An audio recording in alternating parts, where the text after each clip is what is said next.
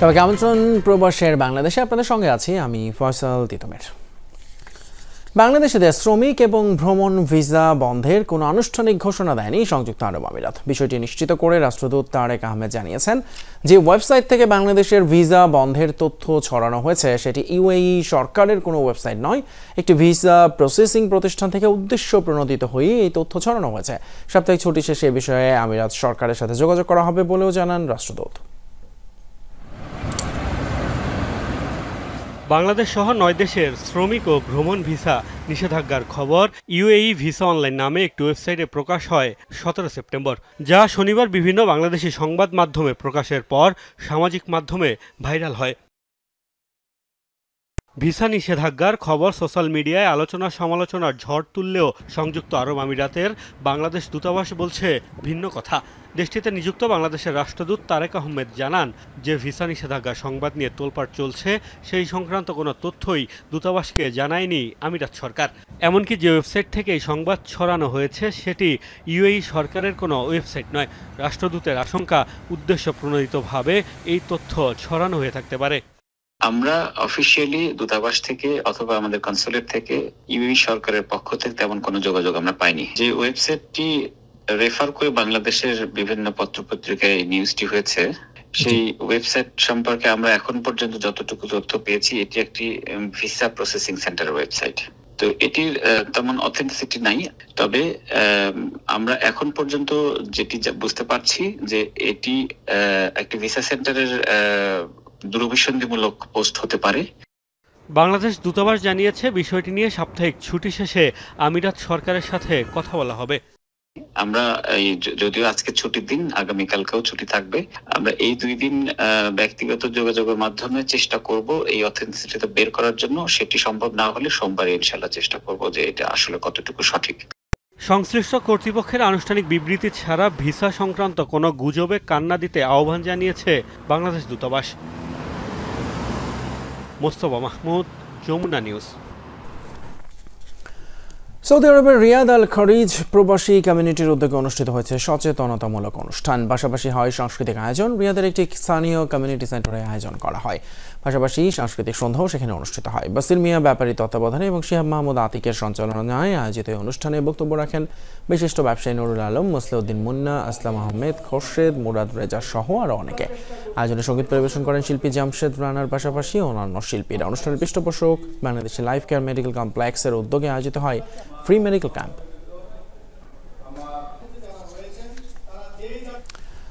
ফ্রান্সে ঘোষিত হয়েছে জাতীয়তাবাদী যুব দল কেন্দ্রীয় নির্বাহী দলের কমিটি। 5 সদস্য বিশিষ্ট এই কমিটির ঘোষণা দেন দলের সভাপতি আব্দুল মোনায়েম মুন্না এবং সাধারণ সম্পাদক মোহাম্মদ নুরুল ইসলাম নয়ন।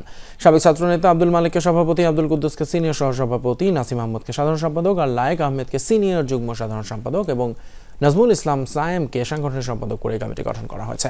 দীর্ঘ 1 যুগ পর যুবদলের নতুন কমিটিতে সদস্যদের পদচারণাকে সাধুবাদ জানিয়েছেন দলের অন্যান্য নেতাকর্মী ও সমর্থকরা।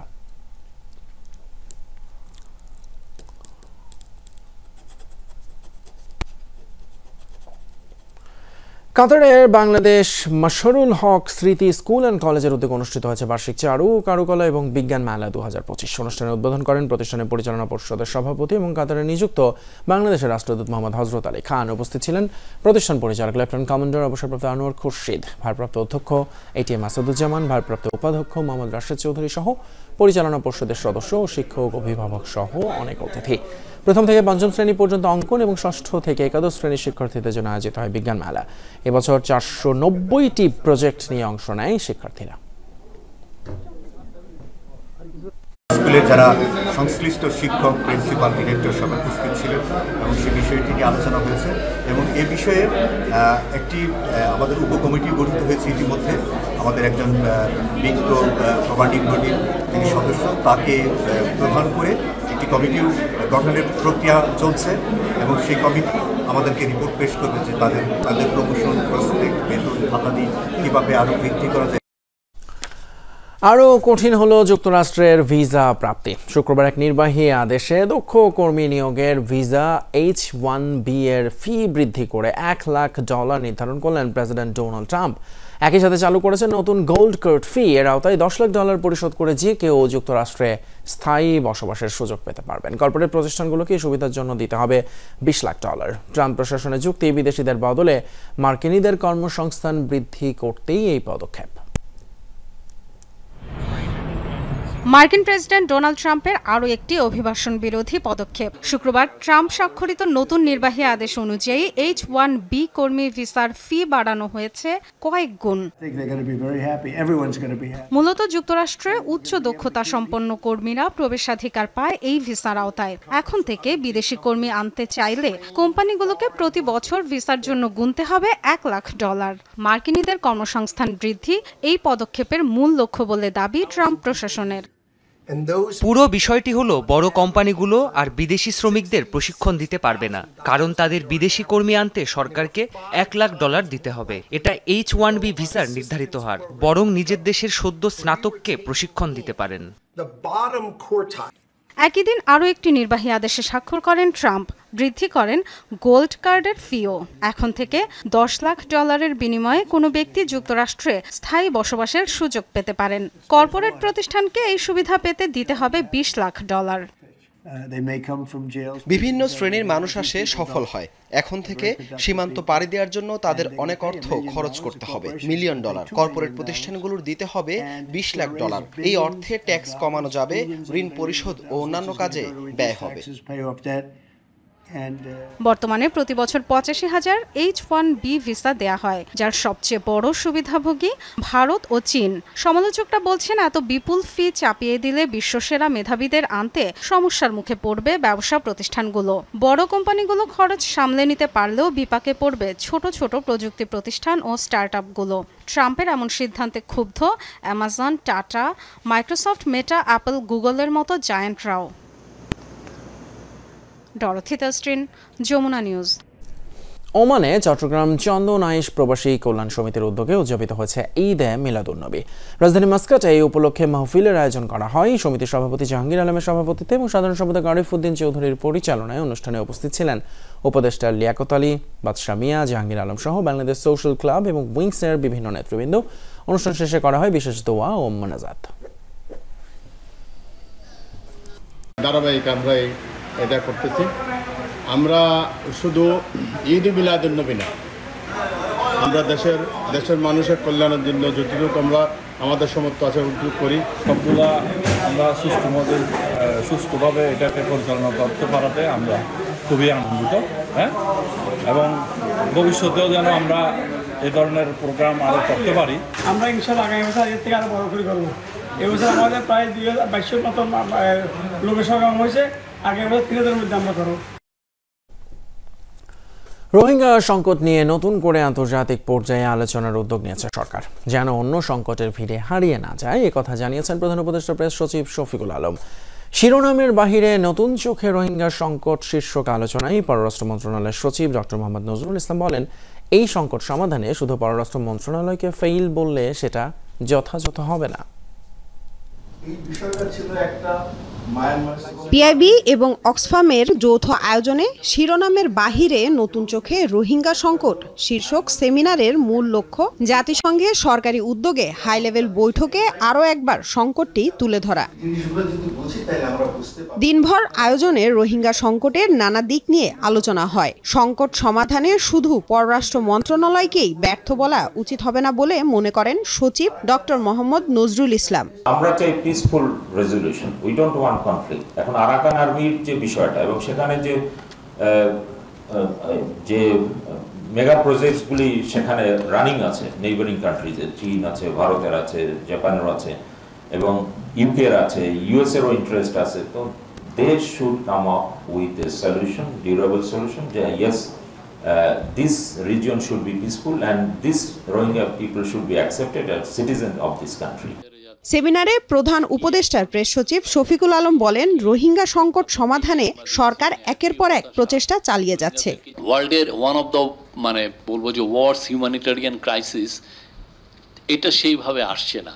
সেটার জন্যই আমাদের চিফ অ্যাডভাইজার মনে করলেন যে এটাকে ইন্টারন্যাশনালি কত কিভাবে আনা যায় যেন এটা সবার মুখে মুখে আসে এই কথাগুলো। রোহিঙ্গা ক্রাইসিসটা আবার যেন হেডলাইন গ্র্যাব করে। এই রোহিঙ্গা ক্রাইসিসের সলিউশনটা মায়ানমারেই, রাখাইনেই, এবং এদের একটা ডিগনিফাইড ভলান্টারি রিটার্নের মাধ্যমেই এটা এবং সেফ রিটার্নের মাধ্যমেই এই ক্রাইসিসটার একটা আমরা সমাপ্তি টানবো। শফিকুল আলম অভিযোগ করেন, অতীতের সরকার পররাষ্ট্রনীতি আউটসোর্স করায় সংকটের সমাধান হয়নি। কারো কাছে যদি আপনি বন্ধক দিয়ে রাখেন আপনার ফরেন পলিসি, তাহলে আপনার আসলে হাত পা বাঁধা হয়ে যায়, আপনি কতদূর এগোতে পারবেন। লামিয়া তিথি, যমুনা নিউজ, ঢাকা। স্বল্পোন্নত দেশে উত্তরণের অগ্রগতি জানতে চেয়েছে জাতিসংঘ। সময় যেহেতু ঘনিয়ে এসেছে, তাই দ্রুতই প্রস্তুতি শেষ করতে চায় বৈশ্বিক এই সংস্থার কমিটি ফর ডেভেলপমেন্ট পলিসি বা সিডিপি। প্রথমে কিছুটা ঢিলেমি থাকলেও এখন উত্তরণ পিছিয়ে দিতে প্রস্তুতি নিচ্ছে সরকার। তৈরি করা হচ্ছে অবস্থানপত্র। বিশ্লেষকরা মনে করেন, অর্থনীতির যে তথ্য উপাত্তে ভর করে উত্তরণে পা দেয়া হয় তা ঠিক ছিল না। উদ্যোক্তাদের মধ্যেও আছে প্রস্তুতির ঘাটতি।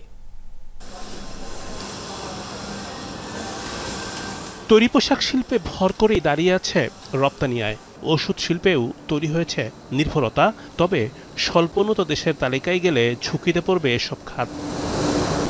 শুল্ক ও কোটা সুবিধা সংকুচিত হলে ব্যবসা বাণিজ্যে দেখা যাবে স্থবিরতা। তখন একদিকে আসবে না নতুন বিনিয়োগ, অন্যদিকে কমবে কর্মসংস্থান। পূর্ব ঘোষণা অনুযায়ী 2026 সালের নভেম্বর মাসে স্বল্পোন্নত বা এলডিসি থেকে উন্নয়নশীল দেশের কাতারে পৌঁছাবে বাংলাদেশ। প্রশ্ন হচ্ছে, উত্তরণে কতটুকু প্রস্তুত উদ্যোক্তারা? এলডিসি গ্র্যাজুয়েশন আমাদের সামনে অত্যন্ত বড় একটা চ্যালেঞ্জ হয়ে দাঁড়াচ্ছে। আমি মনে করি যে আমরা Bangladesh not ready for LDC graduation. ভুল ডাটা ছিল, ভুল ডাটার উপর আমরা কাজ করছিলাম। তাই সেই কারণে আমাদেরকে এক্সপোর্টে আমরা এলডিসি গ্র্যাজুয়েশন করার জন্য আমরা রেডি বলা হচ্ছিল, আসলে আমরা রেডি না। এরই মধ্যে চিঠি দিয়ে বাংলাদেশের অগ্রগতি জানতে চেয়েছে জাতিসংঘ। 31 অক্টোবরের মধ্যে দিতে হবে প্রস্তুতির সবকিছু। আর আগামী ডিসেম্বরের মধ্যে হবে ভার্চুয়াল বৈঠক। চিঠিতে বলা হয়, যে দেশগুলো এলডিসি থেকে উত্তরণ হচ্ছে সেসব দেশের সরকারকে প্রতি বছর সিডিপিতে প্রস্তুতির অগ্রগতি প্রতিবেদন দিতে হবে। তাহলে উত্তরণ বিলম্ব করতে চাইলে কোন পথে হাঁটতে পারে বাংলাদেশ? ইউএন এর যে কমিটি ফর ডেভেলপমেন্ট পলিসি, তারা জানতে যাচ্ছে যে আমাদের প্রিপেয়ারনেসটা কেমন। তাদের কাছে এরকম একটা বার্তা দিতে পারি যে আমরা কিন্তু এখনো নিশ্চিত নই যে আমাদের তথ্যপত্র নিয়ে, যে আসলে ইন্ডেক্সের বেসিসে আমরা বলছি যে আমরা গ্র্যাজুয়েট করার মতো অবস্থাতে আছি, তো সেগুলো নিয়েই প্রশ্ন আছে। সুতরাং আমাদেরকে আরও সময় দিতে হবে। তো এটা হলে কিন্তু একটা ডাউট ক্রিয়েট হয়। এবং আমাদের একটা জিনিস মনে রাখতে হবে, সেটা হচ্ছে বিশ্বব্যাংক আমাদের এই জিডিপি ডেটা নিয়ে, গ্রোথ ডেটা নিয়ে তারা বারবার প্রশ্ন তুলেছে। এলডিসি উত্তরণের প্রভাব নিয়ে ব্যবসায়ীদের মতামত গুরুত্ব দেওয়া দরকার, তা না হলে কমতে পারে উৎপাদন। গত 1 বছরের বেশি সময় ধরে কিন্তু আমরা এই যে ইকোনমি রিঅর্গানাইজেশনটা করছি, আমরা কিন্তু বিভিন্ন সেক্টরে হাত দিচ্ছি। যে সেক্টরে হাত দিচ্ছি সংস্কারের জন্য, দেখা যাচ্ছে সেই সেক্টর সংকটে ভরপুর, সমস্যায় জর্জরিত।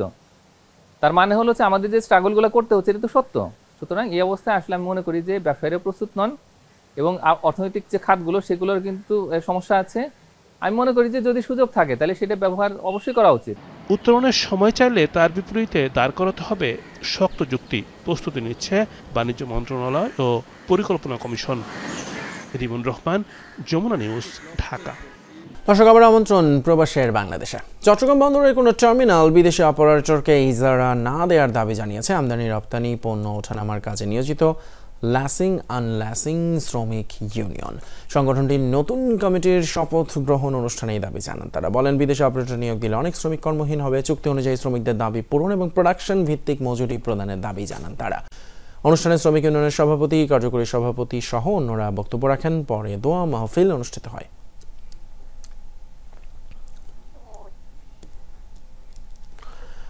ক্রিকেটের খবর। যুক্তরাষ্ট্রের মাইনর লিগে নিজের অভিষেক ম্যাচে পুরনো ফর্মে ফিরলেন সাকিব আল হাসান। তার অলরাউন্ড পারফরম্যান্সে মরিসভিল র্যাপটর্সকে 96 রানে হারিয়েছে Atlantis fire.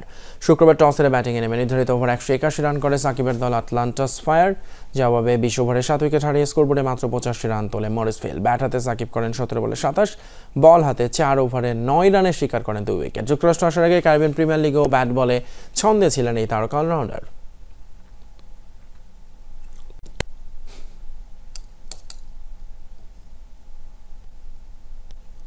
Asia cup cricket super 4-এর প্রথম ম্যাচে শ্রীলঙ্কাকে 4 উইকেটে হারিয়ে শুভ সূচনা করল বাংলাদেশ। লঙ্কানদের 169 রানের টার্গেটে ব্যাট করতে নেমে সাইফ হৃদয়ের ব্যাটে শেষ দিকে রোমাঞ্চ জাগিয়ে জয় পায় টাইগাররা। বল হাতে মোস্তাফিজ ম্যাজিকের পর ব্যাট হাতে সাইফ হৃদয়ে ঝড়, সেই ঝড়েই উড়ে গেল লঙ্কান সিংহরা। সুপার 4-এর শুরুটা হলো দাপুটে জয়ে, পয়েন্টস টেবিলের শীর্ষে বাঘের গর্জন। লক্ষ্যটা ছিল 169 রান। প্রথম ওভারেই তানজিদের ইসলামকে ডিগবাজি খাওয়ালেন তুষারা, তবে বাকি সময়টা নাকানি চুবানি খেতে হয়েছে লঙ্কান বোলারদেরই। 23 রান করা লিটনকে হাসারাঙ্গা আটকান ঠিকই, তবে সাইফের সামনে এদিন যেন সবই নস্যি। 4 ছক্কা আর 2-4-এ 45 বলে 61 রানের ইনিংসে জানান দিলেন তিনি শুধুই টেস্ট ওপেনার নন।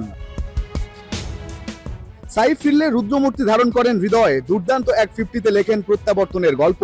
শেষ দিকে 58 রান করে ফিরলেও লাল সবুজের হৃদয়টাও জিতলেন তাওহিদ। টস জিতে বোলিং নিয়ে শুরুটা আশানুরূপ করতে পারেননি টাইগার বোলাররা, তবে দুই লঙ্কান ওপেনার পান 44 রানের শুরু। নিশাঙ্কাকে ফিরিয়ে তাসকিন ভাঙেন জুটি। 14 রানের ব্যবধানে আরেক ওপেনার কুশল মেন্ডিসকে ফেরান শেখ মেহেদি। কামিল মিশরাকেও বেশিক্ষণ দাঁড়াতে দেননি এই অফ স্পিনার।